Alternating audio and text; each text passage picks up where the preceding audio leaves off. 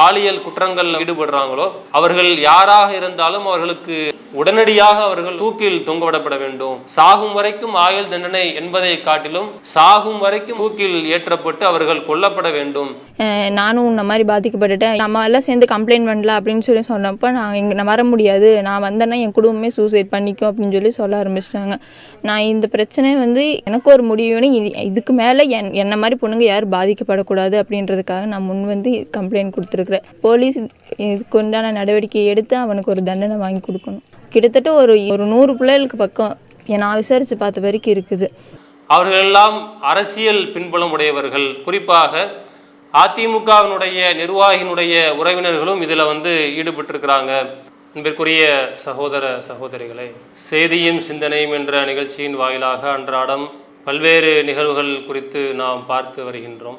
இன்றைய தினம் வெளிவந்திருக்கக்கூடிய சிறப்புமிக்க ஒரு தீர்ப்பை பற்றி நாம் பார்க்க இருக்கின்றோம். பொள்ளாச்சி பாலியல் வழக்கு சம்பந்தமாக கோவை மகளிர் நீதிமன்றம் ஒரு வரலாற்று சிறப்புமிக்க ஒரு தீர்ப்பை வழங்கி இருப்பதாக நாடு முழுவதும் இருக்கக்கூடிய மக்கள் இந்த தீர்ப்பை வரவேற்று ஆரவாரம் செய்யக்கூடிய இந்த சூழ்நிலையில் இந்த தீர்ப்பை குறித்து நாம் அறிந்து கொள்ள வேண்டிய சில விஷயங்கள் பற்றி பார்க்க இருக்கின்றோம். இந்த தீர்ப்பினுடைய பின்புலமாக இருக்கக்கூடிய சம்பவத்தை நாம் எடுத்து பார்த்தோம் என்று சொன்னால், கடந்த 2019ஆம் ஆண்டு நாட்டையே உழுக்கக்கூடிய மிக ஒரு துயரமான ஒரு சம்பவம் பொள்ளாச்சியில் நடந்தது. 2019ஆம் ஆண்டு பிப்ரவரி மாதம் ஒரு பாதிக்கப்பட்ட ஒரு பெண்மணி தன்னை பாலியல் தொல்லைக்கு உட்படுத்தி இருக்கின்றார்கள் என்ற ஒரு குற்றச்சாட்டை காவல்துறையினிடத்திலே பதிவு செய்கின்றார். இந்த குற்றச்சாட்டு பதிவு செய்த பிறகு அடுத்த சில நாட்களில் பார்த்தோம் அப்படி சொன்னால், மீண்டும் ஒரு பெண்மணி அதே போன்று இதே நபர்கள் மீது மீண்டும் ஒரு குற்றச்சாட்டை பதிவு செய்கின்றார்கள்.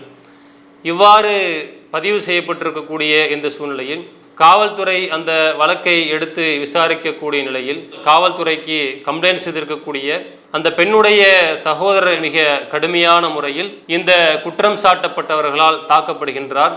அதிலிருந்து வழக்கு நிலைகள் சூடுபிடிக்குது.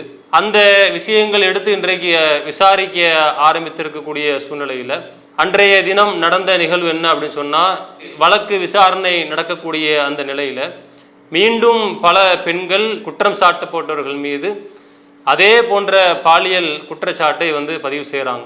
பெண்களை மிரட்டி பாலியல் துஷ்பிரயோகம் செய்து அவர்களை ஆபாசமாக வீடியோ எடுத்து அவர்களை அள வைத்து அதை பார்த்து சந்தோஷப்படக்கூடிய நிகழ்வுகளை இவர்கள் தொடர்ச்சியாக செய்து வந்ததன் காரணமாக பல பெண்கள் இவர்கள் மீது மிகப்பெரிய ஒரு குற்றச்சாட்டை பதிவு செய்கின்றார்கள். இந்த வழக்கு எடுத்த ஆரம்ப நேரத்தில் பார்த்தோம் அப்படின்னு சொன்னால், இதை நீர்த்து போகக்கூடிய செய்யக்கூடிய அளவிற்கு தான் பல நிகழ்வுகள் நடந்தது.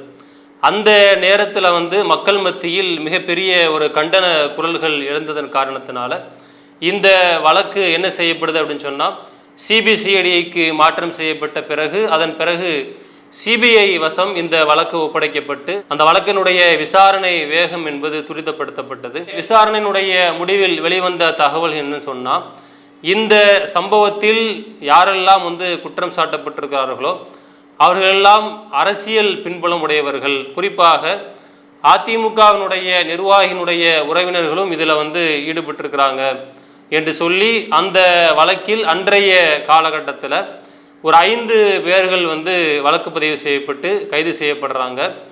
கைது செய்யப்பட்ட பிறகு வேகம் இல்லாமல் இந்த வழக்கிலிருந்து எப்படி இவர்களை காப்பாற்றலாம், ஏன்னா எல்லாருமே அரசியல் பின்புலம் உடையவர்களாக இருக்கிறாங்க, அதிகார மட்டத்தில் இருக்கக்கூடியவர்களாக இருக்கிறாங்க. இவர்களை காப்பாற்றக்கூடிய விஷயங்கள் தொடர்ச்சியாக நடந்து வந்த சூழ்நிலையில் 2021ஆம் ஆண்டு என்ன நடக்குதுன்னு சொன்னால், மேலும் ஒரு 4 பேர்கள் இந்த வழக்கில் மீண்டும் கைது செய்யப்படுறாங்க. கைது செய்யப்பட்டு கோவை சிறப்பு பெண்கள் நீதிமன்றத்தில் இவர்கள் வழக்கு ஆரம்பிக்கப்பட்டு சேலம் மத்திய சிறையில் அடைக்கப்படுகின்றார்கள். கடந்த 2019ஆம் ஆண்டு நடைபெற்ற இந்த சம்பவத்தினுடைய இந்த தீர்ப்பு தான் 6 ஆண்டுகளுக்கு பிறகு இன்றைய தினம் தீர்ப்பாக வெளிவந்திருக்கின்றது. இன்றைக்கு இந்த கோவை பெண்கள் நீதிமன்றத்தில் இருக்கக்கூடிய நீதிபதி அவர்கள் நந்தினி தேவி என்ன ஒரு தீர்ப்பு கொடுத்துருக்குறாங்கன்னு சொன்னால், காலையில் இந்த வழக்கு ஆரம்பித்த நேரத்தில் இவர்கள் அனைவரும் குற்றவாளிகள் என்ற ஒரு விஷயத்தை பதிவு பண்ணுறாங்க.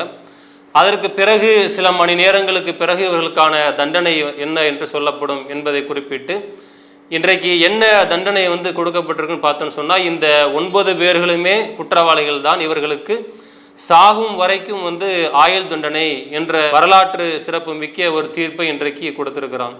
இந்த சாகும் வரைக்கும் ஆயுள் தண்டனைன்னு சொன்னால் அவர்கள் அந்த குற்றவாளிகளில் ஒவ்வொருத்தருக்கும் ஒவ்வொரு மாதிரியான ஒரு தண்டனை.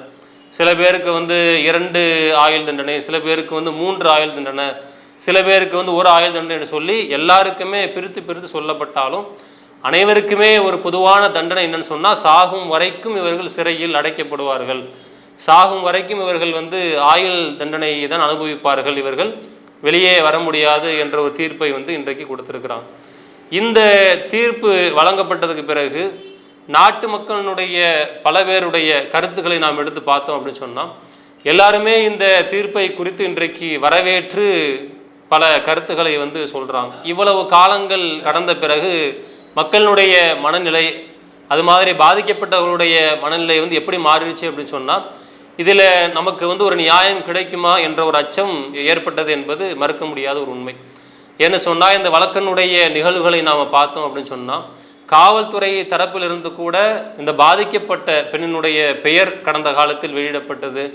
அது மாதிரி இந்த குற்றவாளிகளை வந்து எப்படியாவது வந்து விடுவிக்க வேண்டும் என்ற நிறைய உள்ளடி வேலைகள் பார்க்கப்பட்டதெல்லாம் நிறைய செய்திகள் மூலமாக நாம் வந்து கேள்விப்பட்ட விஷயங்கள் தான். அப்படி இருக்கக்கூடிய சூழ்நிலையில் இன்றைக்கு இந்த தீர்ப்பு வந்து வெளிவந்திருக்குன்னு சொன்னால் இது எல்லாருமே வந்து ஆரவாரமாக இன்றைக்கு வந்து கொண்டாடக்கூடிய நிகழ்வாக இருக்குது. ஆனால் ஒரு சில மக்கள் இது குறித்து என்ன செய்திகளை வந்து பதிவு பண்ணுறாங்க பார்த்தோன்னு சொன்னால் இன்றைக்கு இந்த தீர்ப்பு என்பது யாராலும் வந்து மறுக்க முடியாத ஒரு நல்ல ஒரு தீர்ப்பு தான். இருந்தாலும் இது மாதிரியான சம்பவங்களில் வந்து ஈடுபட்ட இப்படிப்பட்ட கயவர்களுக்கு இந்த தண்டனை என்பது போதாத ஒரு தண்டனை தான். இது போன்று யாரெல்லாம் பெண்கள் ரீதியாக பாலியல் குற்றங்களில் ஈடுபடுறாங்களோ அவர்கள் யாராக இருந்தாலும் அவர்களுக்கு கொடுக்கப்பட வேண்டிய தண்டனை என்னவா இருக்கணும் அப்படின்னு சொன்னால் அவர்கள் உடனடியாக அவர்கள் தூக்கில் தொங்கவிடப்பட வேண்டும். சாகும் வரைக்கும் ஆயுள் தண்டனை என்பதை காட்டிலும் சாகும் வரைக்கும் தூக்கில் ஏற்றப்பட்டு அவர்கள் கொல்லப்பட வேண்டும் என்ற இதைவிட ஒரு நல்ல ஒரு தீர்ப்பாக இருந்திருக்கும் என்று இன்றைக்கு பல மக்கள் வந்து கருத்துக்களை தெரிவிக்கிறத பார்க்குறோம். இவர்கள் சிறையில் அடைக்கப்பட்டு இவர்கள் வந்து சாகும் வரைக்கும் எந்த விதமான ஒரு கவலையும் இல்லாமல் மக்களினுடைய வரிப்பணத்தில் நல்லா வந்து சாப்பிட்டுக்கிட்டு நல்ல தூங்கி ஓய்வு எடுத்துக்கிட்டு இருக்க போகிறாங்க. சிறைகளினுடைய நிலை இன்றைக்கு அப்படி தானே இருக்குது பெரும்பாலான நேரங்களில். அப்போ அப்படிப்பட்ட ஒரு நிலையை விட இதெல்லாம் வந்து இவர்களுக்கு ஒரு தண்டனையே கிடையாது, இதை விட அவர்கள் மிக கடுமையான முறையில் வந்து தண்டிக்கப்பட்டிருக்க வேண்டும் என்றும் சில மக்கள் சொல்கிறத பார்க்குறோம். இப்போ இந்த தண்டனை அவர்கள் கொடுக்கப்பட்ட உடனே இதே மாதிரி வந்து யாரெல்லாம் வந்து செய்யணும்னு நினைக்கிறாங்களோ அப்படிப்பட்டவர்களுடைய உள்ளத்தில் வந்து ஒரு பயத்தை ஏற்படுத்துமா? இந்த பயம் ஏற்பட்டதின் காரணமாக இன்றைக்கு நாட்டில் இது மாதிரியான பாலியல் குற்றங்கள் குறைந்து விடுமா என்றதை நாம் பார்த்தோம் அப்படின்னு சொன்னால் நமக்கு காலம் சொல்லக்கூடிய பதில் என்ன அப்படின்னு சொன்னால் இது குறையிறது என்பதோ அல்லது நாட்டில் இது மாதிரியான சம்பவங்கள் நடக்காமல் இருக்குது என்பதோ நடக்காத ஒரு விஷயம்தான். ஏன்னு சொன்னால் இன்றைக்கு சட்டம் என்பது அது மாதிரி இருக்குது, குற்றத்திற்கு கொடுக்கப்படக்கூடிய தண்டனைகளினுடைய நிலை அது மாதிரி இருக்குது என்று பல மக்களும் இன்றைக்கு பேசுகிறத பார்க்குறோம். பல நடுநிலையாளர்கள், அது மாதிரி வந்து பெண்களாக இருக்கக்கூடியவர்கள், மூத்த பெண் பத்திரிகையாளர்கள்லாம் இன்றைக்கு பேசக்கூடிய விஷயங்கள் என்னன்னு சொன்னால் இந்த சம்பவத்தில் மட்டும் கிடையாது, இதற்கு முன்னால் நடந்த பல பாலியல் சம்பவங்கள், அதற்கு நீதிமன்றங்கள் கொடுத்த தீர்ப்புகள், அது மாதிரி நிலைகளை எடுத்து பேசும்போது அனைவருமே பொதுவாக சொல்லக்கூடிய ஒரு விஷயம் என்னன்னு சொன்னால் இவர்களுக்கு மரண தண்டனை தான் மிகச்சரியான ஒரு தீர்வாக இருக்கும். ஏன்னு சொன்னால் இன்றைக்கு கொடுக்கப்படக்கூடிய தண்டனைகள் மூலமாக இது மாதிரியான காரியங்கள் நாட்டில் வந்து நடக்காமல் இன்றைக்கு குறைந்த பாடில்லை. அந்த குற்றங்களில் ஈடுபடக்கூடியவர்கள் எண்ணிக்கை வந்து அதிகரிச்சுக்கிட்டே தான் இருக்குது. அப்போ இன்றைக்கு குற்றங்கள் நாட்டில் வந்து குறையணும், அதிலும் குறிப்பாக பெண்களுக்கு எதிரான இது மாதிரியான பாலியல் குற்றங்கள் நாட்டில் குறைய வேண்டும் என்று சொன்னால் சட்டங்கள் தயவு தாட்சண்யமின்றி மிக மிக கடுமையாக்கப்பட வேண்டும். இது மாதிரியான காரியங்களில் ஈடுபடுபவர்கள் மீது உடனடியாக அவர்கள் மக்கள் முன்னிலையில் தூக்கில் ஏற்றி கொள்ளப்பட வேண்டும். அது மாதிரியான தண்டனைகள் கொடுக்கப்படும் போதுதான் இப்படிப்பட்ட கேவலமான எண்ணம் கொண்டவர்களுக்கு உள்ளத்திலே ஒரு பயத்தை ஏற்படுத்தும் என்று கடந்த காலங்கள்லேயும் இது மாதிரி நிறைய விஷயங்கள் வந்து பேசக்கூடிய நிகழ்வாக இருந்துச்சு. இன்றைக்கு இந்த தீர்ப்பை ஒட்டியும் கூட பல மக்கள் அதை வரவேற்கிறாங்க, நல்ல ஒரு தீர்ப்பு தான், மாற்றுக்கிறது கிடையாது. இருந்தாலும் கூட இது மாதிரியான குற்றங்கள் இனி வரக்கூடிய காலங்கள் நடக்காமல் இருக்கிறதுக்கும் இவர்களுக்கு ஒரு சரியான ஒரு தண்டனையாக இருக்கிறதுக்கும் என்ன ஒரு தீர்ப்பு வழங்கிய நல்லா இருந்திருக்கும்னு பார்த்து சொன்னால், இவர்கள் தூக்கில் ஏற்றி கொல்லப்பட்டிருந்தாங்கன்னு சொன்னால் அவர்களுக்கு நல்ல ஒரு தண்டனையாக இருந்திருக்கும், பாதிக்கப்பட்டவங்களுக்கு அவங்களுக்கு ஒரு நீதி பெற்று தந்த மாதிரி இருக்கும் அப்படின்ற கருத்துகளும் வந்து பதிவு செய்யப்படுது. இதோட சேர்த்து இன்னும் நாம் என்ன ஒரு கருத்தை சேர்த்து பார்க்கணும் அப்படின்னு சொன்னால், இது மாதிரியான குற்றங்களை இல்லாமல் ஒரு வளமிக்க ஒரு பாதுகாப்பான ஒரு சமூகத்தை, ஒரு பாதுகாப்பான ஒரு நாட்டை, மக்களுக்காக இருந்தாலும் சரி, பெண்களுக்கான ஒரு பாதுகாப்பாக இருந்தாலும் சரி, ஒட்டுமொத்தமாக பெண்கள் உள்ளிட்ட ஒரு சமூக பாதுகாப்பை நாம் உறுதி செய்ய வேண்டும் என்று சொன்னால், சட்டங்கள் எந்த அளவிற்கு வந்து கடுமையாக்கப்பட வேண்டும் என்று நாம் பேசுகின்றோமோ அதே போன்று மக்களாக இருக்கக்கூடியவர்களும் அதில் வந்து அவர்களுடைய முயற்சியும் அது இருக்கணும். ஏன்னு சொன்னால், இன்றைக்கு நாகரிக வளர்ச்சி அப்படின்ற பேரில் வந்து ஆண்களாக இருந்தாலும் பெண்களாக இருந்தாலும் அவர்களுக்கு அந்த ஒழுக்கம் சார்ந்த அந்த விஷயங்கள் வந்து இன்றைக்கு எல்லா பெரும்பாலான மக்கள் மத்தியில் குறைந்து கொண்டே போகிறத பார்க்குறோமா இல்லையா? இன்றைக்கி பெரிய படித்த பெண்கள் சொல்லக்கூடிய விஷயம் என்னன்னு சொன்னால், இன்றைக்கு உங்களுடைய பெண் பிள்ளைகளுக்கு நீங்கள் சரியான ஒரு ஆடைகளை நீங்கள் அணிவித்து நீங்கள் வெளியில் வந்து அனுப்பணும். ஆண்களாக இருந்தாலும் சரி, பெண் பிள்ளைகளாக இருந்தாலும் சரி, அவர்களுக்கு நல்ல ஒரு ஒழுக்கமான ஒரு ஆடைகளை வந்து அணிய வேண்டும். இன்றைக்கு பெண் பிள்ளைகள் வந்து நாகரிக வளர்ச்சி என்ற பேரில் வெளியில் வரப்பதை பார்த்தோன்னு சொன்னால், அவர்கள் போட்டக்கூடிய அந்த ஆடைகள், அவர்கள் வெளியில் வரக்கூடிய நிலையை பார்க்கக்கூடிய மக்களுக்கு ஒரு முகம் சுளிக்கக்கூடிய வகையில் தான் இன்றைக்கு பெரும்பாலான மக்கள் நிலை இருக்குது. அது மாதிரி எல்லாம் வந்து பிள்ளைகளுக்கு வந்து ஆடை அணிவிக்கக்கூடாது. பெற்றோர்களாக இருக்கக்கூடியவர்கள் உங்களுடைய பிள்ளைகளுக்கு ஒழுக்கத்தை வந்து கற்றுக் கொடுக்கணும். நல்ல வெளியில் வரும்போது அவர்கள் சமூகத்துக்கு செய்ய வேண்டிய கடமை என்ன, சமூகம் சார்ந்து அவர்கள் ஆற்ற வேண்டிய கடமை என்பதெல்லாம் உணர்ந்து நல்ல ஒரு ஆடை ஒழுக்கம், நல்ல ஒழுக்கமுள்ளவர்களாக அவர்களை மாற்ற வேண்டும் என்ற நிறைய விஷயங்கள் இன்றைக்கு பேசப்படுறதை பார்க்குறோம். அதுலேயும் இன்றைக்கு ஒரு உண்மை இருக்குதா இல்லையா? இஸ்லாமிய மார்க்கம் கூட இன்றைக்கு வந்து அதிகமாக வலியுறுத்தக்கூடிய என்னன்னு சொன்னால், எல்லா மக்களுமே இன்றைக்கு வந்து ஒழுக்கத்தோடு வந்து வாழணும். அவர்கள் பேசக்கூடிய பேச்சாக இருந்தாலும், நடந்து கொள்ளக்கூடிய நடைமுறைகளாக இருந்தாலும், அணியக்கூடிய ஆடைகள் முதற்கொண்டு யாருடைய கவனத்தையும் திருப்புற மாதிரி இருக்கக்கூடாது என்று வலியுறுத்தக்கூடிய மார்க்கமாக இஸ்லாமிய மார்க்கம் கூட இருக்குது.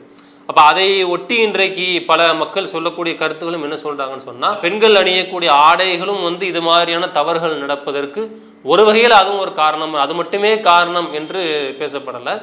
ஒரு வகையில் அதுவும் ஒரு காரணமாக இருக்கிறதுனால பெற்றோர்களாக இருக்கக்கூடியவர்கள் யாராக இருந்தாலும் இது மாதிரி நம்முடைய கடமையும் உணர்ந்து நாம் செயல்படணும்.